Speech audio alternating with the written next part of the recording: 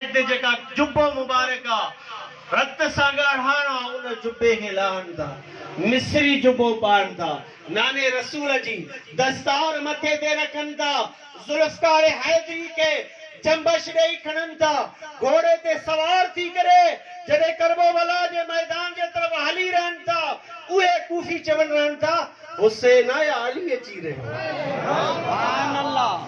यारा दोस्तो, इहा शुजाअत नाहे छा आहे, इहा हौसले जी बुलंदी नाहे छा आहे, इहा नाने जी शरीयत के ज़िंदा करण नाहे छा आहे। पाण उते पहुता आहिनि, उहा थेली खणी गंढ ढेर कनि था, उन में किन लिखियो आहे तारीख़ त 12,000 ख़त कूफिन जा, किन लिखियो आहे त 1200 ख़त कूफिन जा। इमाम अली मकाम ख़त खणी या कैस कूफे जो हुए, एतो जे नाले सां ख़त आयो आहे। इस तरफ शिया ने अली जे पार्टी जे तरफों मुझी ख़त आहे हुसैन जल्दी कूफी पहुच, न त क़यामत वारे ॾींहुं नाने रसूल जे आॾो तुंहिंजे चवंदासीं त हुसैन खे चयो न आयो, मजबूर थी यज़ीद जी बैयत कईसीं। हे तव्हांजा ख़त आहिनि, अॼु बि मां हुज्जत खे पूरो करण जे लाइ आयो आहियां। दिलि घुरे वठो, हुसैन वटि हलिया अचो। सुभान अल्लाह। मगर जवाब छा मिलियो? इन कूफिन जे तरफ़ों आॾो कूफी वारा हुया, शामी पोते बीठा हुया, पंहिंजी सर हेठि टियूं तलवार मथे कयूं। चवण जो मक़सद हुयो, इन तकलीफ़ जे बावजूद इमाम आली मकाम फरमायो त मां आसानी सां त पंहिंजो तलवार तव्हांखे ॾेई कोन थो सघां, मूंसां मुक़ाबिलो कयो।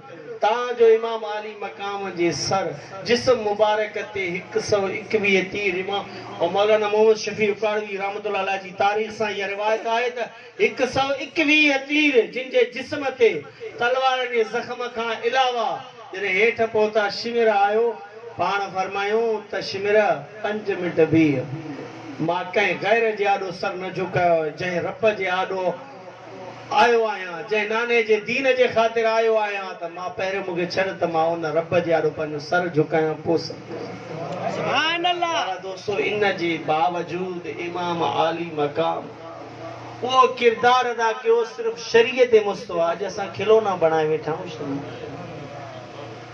इहा आहे असांजो ईमान, इहा आहे असांजी मोहब्बत। हक़ीक़त में अहल बैत जी मोहब्बत ईमान जो जुज़ो आहे। जंहिंजे सीने में अहल बैत जी मोहब्बत न आहे, ईमान जो दावा ई ईमान खां ख़ाली आहे। इहे अल्लाह वारनि खां पुछो, इहो सबक पुछा कर साईं मशहूरी वारनि से, इहो सबक पुछा कर सोना साईं कंबर वारनि त अहल बैत जी मोहब्बत जी केतिरो तरस ॾेई रहिया आहिनि, केतिरो क़दर। कहिड़ो बि सैयद हुजे, सादो आहे या सुरीलो आहे, मगर उन जी मोहब्बत रसूलुल्लाह ख़ातिर आहे, अली ख़ातिर आहे, हसन ख़ातिर आहे, हुसैन ख़ातिर आहे, अम्मा फातिमा तो ज़हरा जे ख़ातिर। इहा ईमान जो जुज़ो आहे। इमाम शाफी रहमतुल्लाह अलैह वक़्त जो इमाम छा हो? फ़िक़ह जो इमाम, जिन जे दर्स में 20,000 शागिर्द वेंदा, जिन वटि तावीज़ लिखण कोई ईंदो हो, तावीज़ न लिखंदा, सिर्फ पंजतन पाक जा नाला लिखी ॾींदा। इमाम शाफी, तव्हां खोले ॾिसो तारीख़, कॾहिं बि का तावीज़ न लिखियूं। जेको तावीज़ जे लाइ ईंदो हो, हसन हुसैन अली फातिमा, महबूब जो नालो लिखी पंजतन पाक जो नालो लिखी ॾींदा, चे धोई पी त तोखे शिफ़ा थी। जेके दर्स ॾेई रहिया, हिकु रिवाज मां पढ़ियुमि त 20,000 शागिर्द जे तादाद में पाण वेठा आहिनि, दौरान हदीस फ़िक़ह पढ़ाए रहिया आहिनि। 5 मिंट पढ़ायूं त उथी बीठा, वरी वेठा, वरी 5 मिंट दर्स ॾिनूं, वरी उथी बीठा, वरी वेठा। तव्हांजो दौरान दर्स 10 मरतबा ईअं कयो। दर्स खां फारिग थिया, कुझु ख़िदमतगारनि अर्ज़ु कयो, साईं अॼु हिकु नई ॻाल्हि ॿुधी आहे, तव्हां दौरान दर्स कॾहिं बि न थियो, अॼु उथी बीहो पिया, वरी वेहो पिया। चई तव्हांखे ख़बर आहे? चई न। चई ॿाहिरि हिकिड़ो नंढड़ो सैयद हुयो, खेॾे पियो।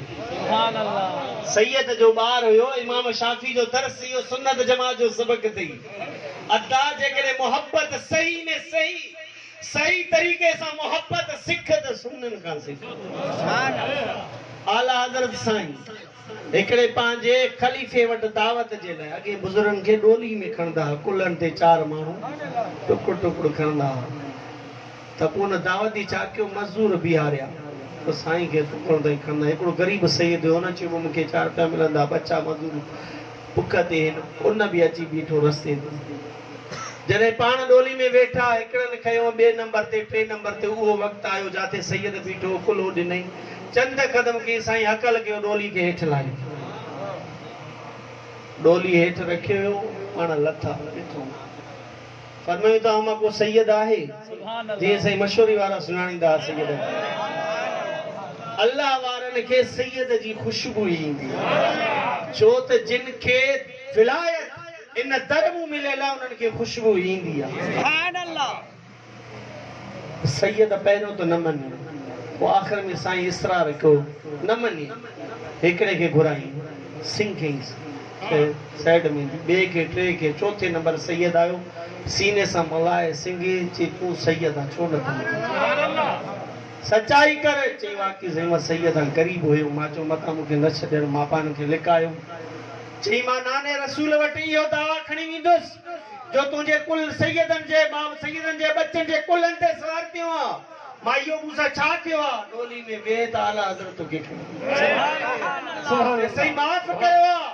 चई न, उन सैयद खे डोली में विहारे पाण कुलनि ते कयो। असां सुननि वटि इहो सबक़ थी शान अहमद, शान अहल बैत, शान सहाबा, शान शहदाए करबला, नारे हुसैनियत, उलमाए अहले सुन्नत, लब्बैक बैत खड़ी, लब्बैक लब्बैक लब्बैक या रसूलुल्लाह, लब्बैक लब्बैक लब्बैक या हुसैन।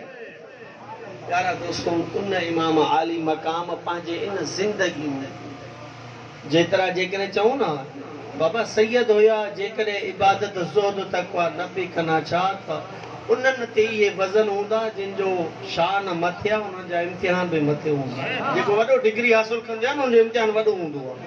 महबूब छा फरमायो, इन्नल हसन वल हुसैन सैयद शबाब आली जन्नत, सरदार जे जवाननि जा, जन्नत जे जवाननि जा सरदार हसन ऐं हुसैन।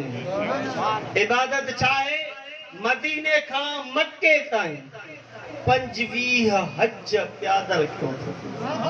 इमाम हसन बि इमाम हुसैन नबी जा नवासा हुया। जेकॾहिं न कनि हा उन्हनि जो शान बुलंद ऐं बाला हुयो, पर शरीयत सां केतिरी मोहबत, एतिरा सखी हूंदा। इमाम हसन साईं जी त कहिड़ी ॻाल्हि कजे, पर इमाम हुसैन पाक जो वक़्तु आहे एतिरा सखी हूंदा। हिकिड़ो फ़क़ीर आयो पाण फरमायूं त कुझु वक़्तु वेठा त हिकु थेली दीनारनि जो भरिजी इमाम आली मकाम जी ख़िदमत में, सोन जा दीनार हुया, सोन जा सिक्का ख़िदमत में आयो। पाण छा कयूं, उहो सॼो थेली खणी फ़क़ीर खे हिकिड़ा अर्ज़ कयो, साईं तव्हांजा कपिड़ा पुराणा आहिनि, घर में का ज़रूरत अचे मां पंहिंजी ज़रूरत पूरे करे सघंदुसि। ख़बर न आहे त फ़क़ीर जी छा हाल आहे। पाण फरमाईंदो, फ़क़ीर तोखे थोरी देरि विहारियो, मूंखे माफ़ कजो। इहा सैयद जी सखावत ॾिस। ऐं इबादत, उहा इबादत जेका सैयद करे ॾेखारी आहे त हिन वक़्तु न को कंदो, न को न कंहिं कई आहे अहिड़ी इबादत, न क़यामत अहिड़ी इबादत करे ॾिसो। त प्यारा दोस्त, 2 नंबर ते मां आयत पढ़ी, वल्लज़ीन माहू मुहम्मद रसूलुल्लाह, आख़िरी लफ़्ज़ मुहम्मद रसूलुल्लाह वल्लज़ीन माहू अशिद्दा वलल कुफ़ार रुहमाउ बैनहुम। अल्लाह ताला तो फरमाए, इन जी वॾी लंबी तफ़सीर आहे, मां मुख़्तसर ॻाल्हियूं कंदुसि सिर्फ़ चंद मिनट। अल्लाह ताला तो फरमाए त मुहम्मद अल्लाह जो रसूल आहे। मां ख़ुदा गवाही तो ॾियां, छो त काफ़िरनि चयो त लस्त मुरसला, तू रसूल न आहे। अल्लाह ताला फरमायो तो वकफ़ा बिल्लाहि शहीदा, मूं अल्लाह जी गवाही काफ़ी आहे। मुहम्मद रसूलुल्लाह, मुहम्मद अल्लाह जो रसूल आहे। ॿी जाते क़ुरान करीम में आहे न, यासीन वल क़ुरआनिल हकीम इन्नका लमिनल मुरसलीन। सुभान अल्लाह। यासीन, मूंखे हिकमत वारे क़ुरान करीम जो ख़ुदा तो फरमाए कसम आहे, बेशक तू रसूलन मां आहे, बेशक तू रसूलन मां आहे। यासीन जी उरूफ़ मुक़त्तआत मां है इन जी माना के मगर इमाम जाफर सादिक असां नक्शबंदिन जो पेशवा इमाम जाफर सादिक फरमाइन था यासीन मां मुराद आहे त ए सैयद ए सरदार महबूब के खुदा खिताब था फरमाइन यासीन ए सरदार मुखे हिकमत वारे कुरान करीम जो कसम त तू रसूल आ मां खुदा कसम खणी तो चवा तू रसूल आ काफर अबू लहब उतबा शैबा अबू जेल चवन त फर्क न तो पैसे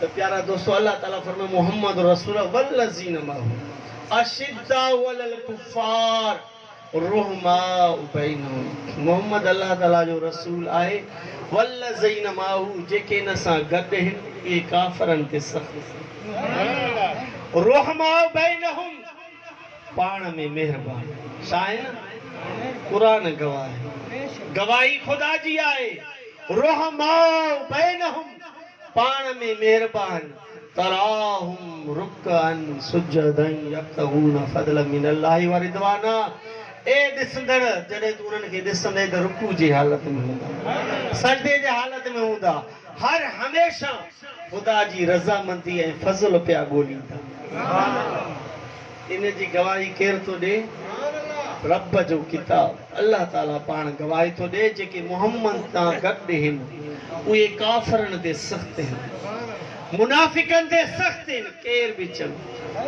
छो त मुनाफ़िकनि ते महबूब जा साहबी सख़्त हूंदा काफ़रनि ते सख़्त हूंदा रुहमाउ पैनो पाण में मेहरबान खंड रखी ऐं न रहमाउ बैनहुम जी माना छा लिखो तफ़सीर में यानी जीअं मच्छीअ खे पाणी खां ॿाहिरि कढ त मच्छी मरी पए पाणी खां सवाइ जी न सघी उन्हनि जी मोहबत ईअं ई पाण में थोड़ी भी पाण में उन्हनि में नफ़रत न हूंदी जीअं पीउ खे पुट सां मोहबत हुजे पुट खे पीउ सां इन खां बि वधीक पाण में मुस्तफा जे ग़ुलामनि जी मोहबत आल बैतो साहबनि जी मोहबत हुई इहे चार सिफ़तूं ख़ुदा बयान फरमायो मुस्तफा जे साहबा ऐं आल बैत जी छा फरमायूं त काफ़रनि ते सख़्त महबूब सां हमेशा गॾु कॾहिं बि महबूब जी ज़ात खे न छॾींदा हिकु सिफ़त काफ़रनि ते सख़्त ॿ सिफ़त पाण में मोहबत कंदड़ रहीम और करीम टे सिफ़त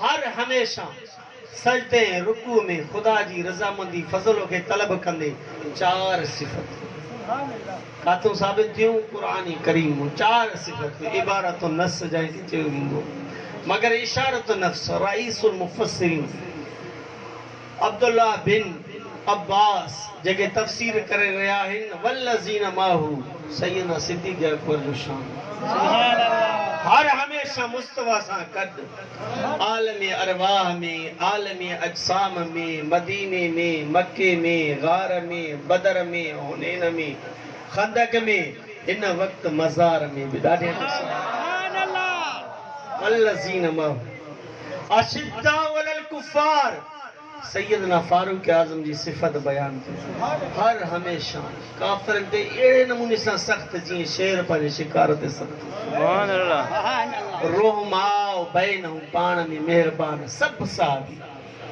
मगर सिफ़त सैयदना उस्मान गनी जो तराहुम रुकअन सुजदा सभु साहबी रुकू कंदड़ सजदो कंदड़ रब जी फज़ल रज़ामंदी तलब कंदड़ मगर सिफ़त मौलाए कायनात जंहिंजे निमाज़े असर कज़ा थी त महबूब वयल सिज खे बि मोटा मौलाए कायनात निमाज़ में बींदा हा दुनिया माफिया जी का बि ख़बर न पवंदी अॼु तूं बि मोहब्बत जी दावा थो करे उहा निमाज़ पढ़ जेका अलीअ निमाज़ पढ़ी उहा निमाज़ पढ़ी नथो सघे त 5 वक्त हाज़िर त थी न 5 वक्त दरबार खुदा में हाज़िर थी जेकॾहिं हाज़िरी तो सदाए हुसैनी तो सदाए उहे किरदार अदा कर जो अस खुद दुनिया वाला तोखे चवनि त तूं हुसैनी आहे तूं हैदरी आहे अल्हम्दुलिल्लाह सुम्मा अल्हम्दुलिल्लाह दुनिया अॼु बि असांखे हुसैनी सॾे रही सुभान अल्लाह अल्हम्दुलिल्लाह असांखे नाज़ आहे इन लफ़्ज़नि ते इन ॻाल्हि ते नाज़ आहे खुदा करे शला इन्हनि ते असांखे मौत अचे क़यामत वारे ॾींहुं फ़रिश्ता बि हुसैन ई करे सघे। प्यारा दोस्तों, अल्लाह पाक मुझे इन गुफ्तगू के पंहिंजे बारगाह में कबूल फरमाए। वो आखिर दावाना